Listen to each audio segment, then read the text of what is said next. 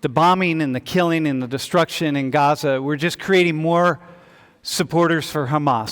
So I gave that talk, and this guy, Bassem here, reaches out to me. We Skyped back when there was Skype, and we established a friendship. And he would talk to my students and our students, Social 19, and I taught another class on war. And 2 airplanes from the coalition took the lives of my wife, my daughter, my brother, and my nephew after they fired 2 rockets to our innocent homes. May God help me. That's Bassem's and Mayada's home. That's Mohanad's home. They were right side by side in Mosul. That's Bassem's home after the bombing. They had the idea that your homes were... It was a VBID, which means a place where you manufacture car bombs. What comes to mind right now that you feel like I would really like to ask?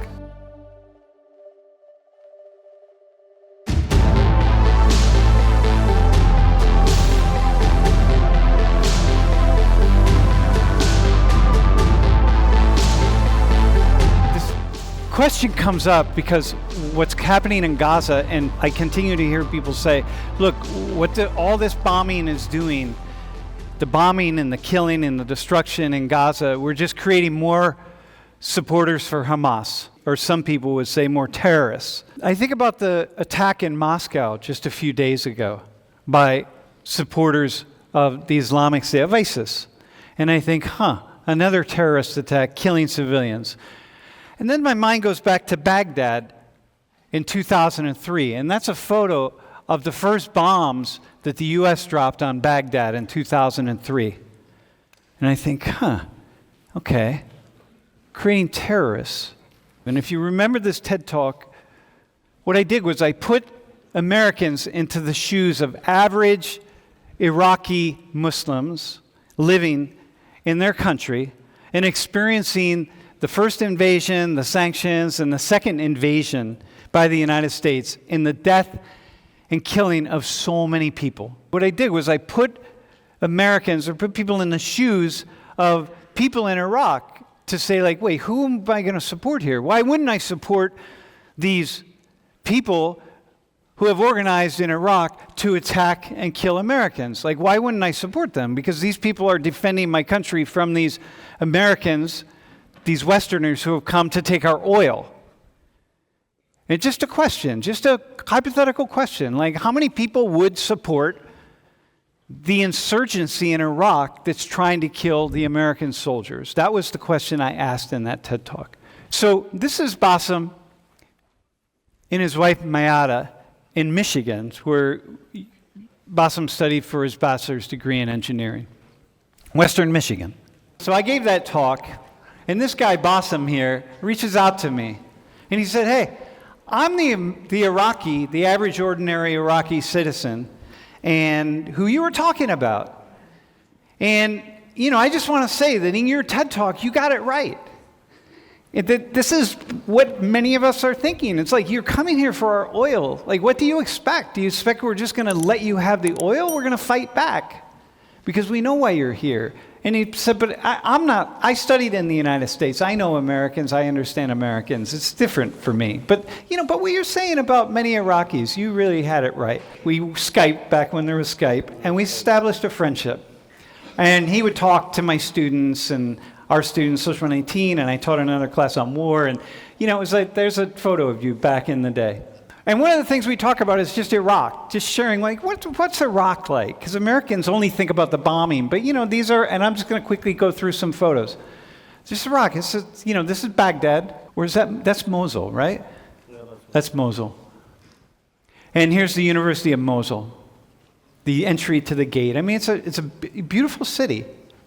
This is Bassem and Lori in Erbil in northern Iraq in the mall. It's a really nice mall. Really nice. One of those Middle Eastern malls that it's just like, you kind of hang out there, and everybody dresses up when they go. It's not like here, you dress up, you go, it's a big thing.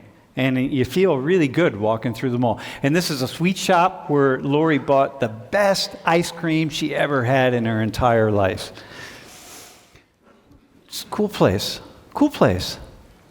In September of 2015, my friend and my Facebook friend post that. In the dark night, they fired rockets at two innocent homes. Is this American technology? 2 airplanes from the coalition took the lives of my wife, my daughter, my brother, and my nephew after they fired 2 rockets to our innocent homes. May God help me. I'm sorry I cannot publish photos because it's just not a good thing to do. And I woke up, my wife and I, and said, wait, I said, something happened to Bassem. She said, no, what do you mean? And I translated it, and I caught that and read what Bassem just read. And so I immediately texted him, and I said, Bassem, tell me it's not true. Like, what happened? And so he wrote back, and he sent this. It's one of these things that you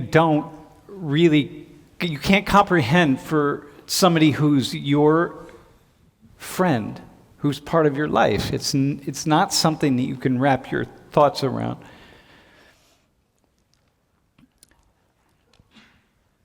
That's Tuka and Najib.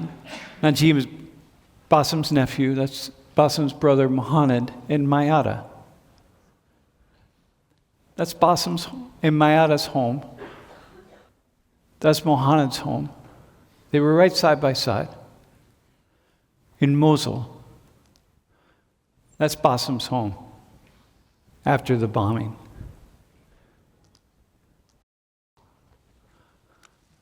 And that's Mohanad's home after the bombing.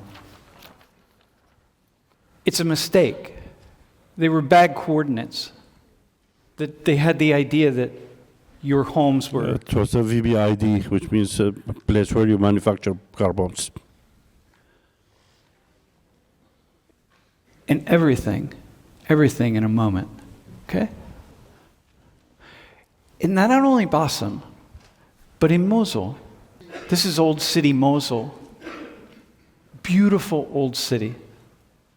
Before the invasion, the bombing to get rid of ISIS. ISIS, who never would have entered Iraq if the United States hadn't entered Iraq and gone to war with Iraq, primarily because, or very much because of oil, a resource that we wanted to control. And there's Old City, Mosul, after it was destroyed, getting rid of these insurgents that came into Iraq because of the actions of the United States and Western nations. There's another photo. And there's Bassem on the streets. Just look at this. Look at this here, and then look at the end of the bombing. It's just absolute destruction.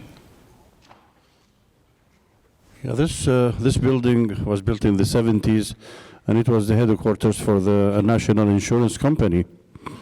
And when ISIS entered Mosul and they occupied the city, in their opinion, that a person who commits adultery should be thrown from a high place. So what they would do is they gather people and force them to stand in front of this building, and whoever committed adultery, they will throw him on top of that building. And also people who are gay.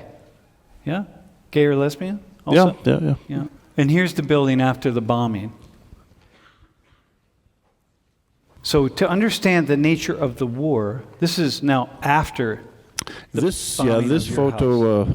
The kitchen. This was a storage room at the back of my parents' house, and because our house is on the river on the other side of the city, wasn't liberated yet, so there was a lot of shooting across the river, which was shooting at my house, my parents' house, and my mom and my niece, they made this home for 7 days because they couldn't stay in the rooms in front of the house. So they spent 7 days until they were liberated from ISIS in this room. And my niece, she just had a baby, and she had to take care of like 6 weeks baby in this room for 7 days. They needed to go to the bathroom, and they had to crawl on the floor just to go to the bathroom. What comes to mind right now that you feel like I would really like to ask? After the tragedy that befell you, knowing it was the United States, was the coalition, did this change your overall opinion of the United States, of the West, of the people within it? I have been asked this question so many times by Iraqis, by Americans, by Europeans. And my answer has always been the same. I went to school in the United States from 1980 to 1988. I had so many American friends. I still have American friends who we were in college together. I'm still in contact with them. My opinion of the civilian American has not changed from 1980 till this moment. My anger was at the military organization of the United States, which was negligible in reaching a decision without making sure that this house did not contain civilians and it wasn't a VBID. So my opinion of an American, actually we were talking yesterday about the Americans and how they're friendly they are. I told you, I've lived with you here 8 years. My opinion has never changed about the American civilian. Anybody on the street, nice people, loving people, they help. But my anger was because why did they make this mistake? And why did the army take more time? Because my house was watched with the drones for a period of 1 hour and 15 minutes in 15 minutes intervals. They watched it over 2 weeks. They will fly drones over my house and during the daytime, and the bombing happened in September, which was one of the warmest period of the year in Iraq. So they conclude they did not see any civilians in the vicinity of the homes because for us it was just too hot to go out. So they made their decision that there are no civilians here, and this is an ISIS headquarters. The second thing they saw was my brother. My brother, he had hip problem, and the garage door was about 100 feet from our home. So whenever he comes home with his car, Najib, his son, who died at the bombing, he will run out and will open the gate to the farm. We lived on a farm. So they categorize this as an ISIS leader behavior. So that when we went to court here, these were the two main ideas that we had to deliver to the US side. First of all, I want to give you my condolences for your loss. I hope they are in heaven. عظم الله أجرك إن شاء الله. After the incident that happened to you, did you have any sort, did you want to take revenge in any sort of way, or did you have the intention to do so? For me personally, I did not want revenge, but I wanted answers. I wanted to know why. We never suffered from terrorism in Iraq because we did not have the idea of terrorism in Iraq. But when 9/11 happened, that's when the idea of Islam and terrorism became one. As a Muslim, I can vouch for any good Muslim that we never condone terrorism or hurting anybody who is a bystander. In any terrorist act, there will be innocent people that they will be killed. We, as a Muslim, I never condone this. Of course, there are fanatics. ISIS is one of them. Al-Qaeda is one of them. I don't know how they think. I really don't. I always try to understand how they can bring a 10-year-old child and then booby trap him and send him in the middle of a busy market and detonate him. I mean, how can anybody do this? I don't know. It's beyond my mind. You said that you wanted answers immediately after that. I mean, who wouldn't want answers? But what would have been a sufficient answer at that point? Because, I mean, they did tell you there are two reasonings, but I know that personally that wouldn't satisfy me, like, at all. I would ask, like, why aren't you asking more? Why didn't you do more research? And then look from my common perspective. Like, what would you Okay, want? that was a good question, because Sam was the person who he had a student at the State Department, and he reached out to her while I was in Turkey for my operation, and I received a text message from the American Embassy in Baghdad that they wanted to talk to me. I returned to Iraq in January of 2016, and I visited the American Embassy, and I submitted my case. And in my case, I showed photos, aerial photos, and a specific question is, what happened? Why? And I want compensation for me, because for 2 years, I had a broken hip. I lost my job. I lost my house. I lost everything. So I needed compensation and a letter of apology, and another letter, because I come from a very well-known family in Mosul. Mosul is a small city, and almost everybody knows everybody. So I come from a very well-known family in Mosul. And when the video, after the bombing, the U.S. Air Force posted a video on YouTube that was there for 6 weeks, saying that these two homes were VBID facilities, which meant ISIS. So the first thing I requested from the U.S. is a letter. They immediately said, we made a mistake. I said, okay, give me a letter to clear my name. So if I go back to Mosul, I cannot be detained by Iraqi forces for suspecting that I'm an ISIS. And for a year and a half, I did not get that letter, and I could not go back to Mosul. So that was, I hope, the answer to your question. So I remember, for you, it's like, give me a letter of apology. You really... Yeah, I just wanted a letter of apology because I wanted to clear my name first. I wanted to clear my name and my family's name. And you never... I never got it. I never received that letter. Yeah. Never. Remember, I was here in 2018. I went to Congress. I went to the DOD. And later, of course, we found out that it wasn't the American who bombed, it was the Dutch, based on U.S. intelligence, and even the Dutch did not give me a letter. But the airplanes were American airplanes. Then, it was an F-16, but the pilot was Dutch. But it was based on American U.S. intelligence. Yeah. And when I was in court with the Dutch, they said, we made a mistake that we relied on American intelligence, and this will never happen again. Mm.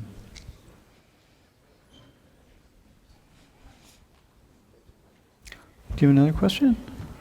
What else do you feel like you need to know? How'd you not just go to the dark side? Like, how'd you not go to hate?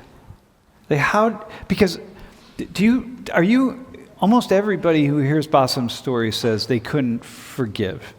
Honestly, like, in my opinion, I don't think I could forgive at that point. For you have to take in everything from me, whether it be, like, I don't care how, like, I'm not very petty. Like, even if it's something small, remember it. But to have everything stripped from me from that moment on, and without an apology in sight, I think I would have turned to, like, my first time here in 2018, one of the students said, I believe forgiveness is an act of cowardness. Yeah. Because you're helpless, there's nothing you can do. Yeah. But in my opinion, bravery is when you can forgive, because I am strong enough to forgive you, even you hurt me. And in Islam, we say al-afu 'inda al-maqdira, which means forgive if you can and when you can. So this is in our religion, it's in our culture, in our bringing. I'm not saying everybody has my mind. I'm sure there are people who they say, no, we cannot forgive. I want to go do something. I want to kill. I want to hurt. That was me. And that's what made me be at peace with myself.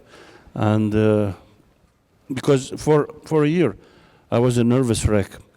until I decided to forgive and move on with my life. Because I have a son who thankfully wasn't in Mosul when the bombing was happened. So I have my son that I have to be with him. And I cannot be a nervous wreck and be a supportive to my son and my mom in Mosul. And you know that photo of Tuka you took the night before the That bombing. photo was the night before. The one with the With she lit a firework, and she found it somewhere. That was from her birthday. Yeah. And I said, please don't light it inside. You might burn us. She said, no, it's damaged. It won't cause it. And it was damaged. It didn't cause so much flare. So that was the night before. Wow. Yeah. I definitely can agree with your position on this. I was raised in a family that always prioritized forgiveness as sort of like not something that you needed to accomplish immediately, because I think it's completely understandable for everyone to have a period of mourning and I think it's actually important that you let yourself feel those feelings of anger, of hate, because if you don't, they'll bottle up. You need to process, I think, the emotions of it. But I think forgiveness has always been an act of bravery to me, because it's sort of reclaiming what happened insofar as saying, I'm not going to let this tragedy ruin the rest of the possibility for me to enjoy either what was or what can be, sort of saying that I will remember the good and not let this moment, ruin it with the bad. It's not, I think what my mother and father always said is forgive, not forget. You don't ever have to forget what's happened.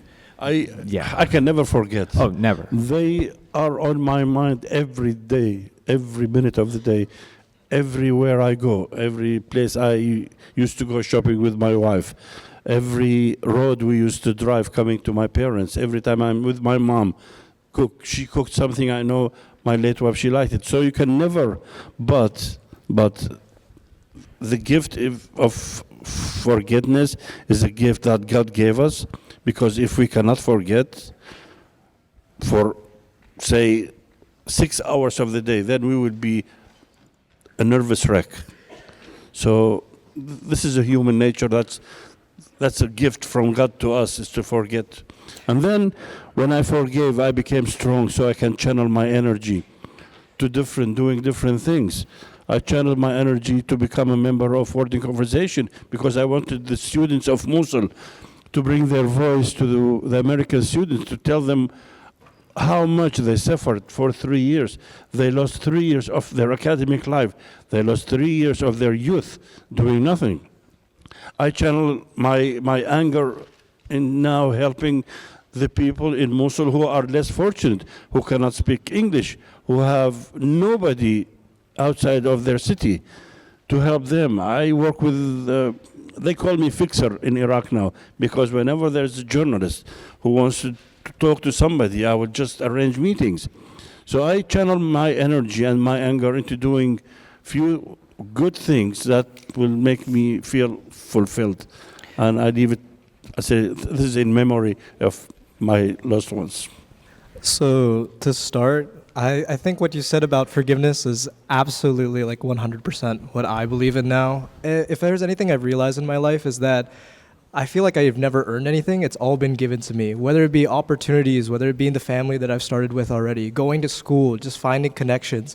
Everything in my life has been given to me, and to have someone take that or even imagine that hurts me. So putting myself much like the video that we watched with Sam earlier on to practice empathy, having something taken away from me hurts a lot. Is there a way that you practice doing empathy all the time? To be quite honest, it's tired. It's not just tiring in the mind, mentally, but also in the soul, trying to imagine what other people are feeling when you're already going through so much. I just would like your perspective on that. That's a really good question. Prior to what happened to me, I'm a practicing Muslim. I will probably know 1% of what Islam is about and the teachings. I do my prayer, I do fasting, the minimal of being a Muslim. I don't hurt anybody. I respect the elderly, whatever the teaching of Quran. When I was in Baghdad after I turned from Turkey, I had so much time on my hand because I couldn't walk. I couldn't move. For 6 months I was on crutches. So I decided to read the Quran for the first time in my life. We only had small verses when we were children in a school, just small verses that we have to memorize to go into religion course that we have to pass when we were kids. For the first time in my life, I read the Quran. And there are so much teachings in the Quran in every aspect of your daily life. And that's where I got these ideas of forgiveness and being at peace with myself and just calm down, not be angry.